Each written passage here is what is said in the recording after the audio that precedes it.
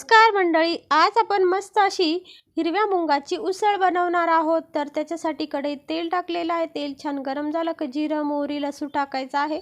नंतर बारीक कट केलेला टोमॅटो टाकायचा आहे। हे मिश्रण आपल्याला छान परतून घ्यायचं आहे। तर टोमॅटो छान गळलेला आहे। आता आपण यात मसाले टाकून घ्यायचे आहे। तर हळद, मिरची पावडर, मसाला टाकायचा आहे आणि छान मिक्स करून घ्यायचं आहे। आता यात छान मोड आलेले हिरवे मूग टाकायचे आहे आणि छान परतून घ्यायचं आहे। चवीनुसार मीठ टाकायचं आहे।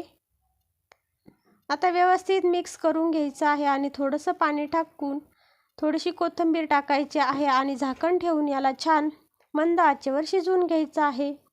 तर बघा, मस्त आपली मुगाची उसळ तयार झालेली आहे। तर तुम्ही सुद्धा या खायला खूप टेस्टी आणि हेल्दी अशी रेसिपी आहे। तर तुम्ही सुद्धा नक्की ट्राय करा आणि चॅनलवर नवीन असाल तर जरूर सबस्क्राईब करा।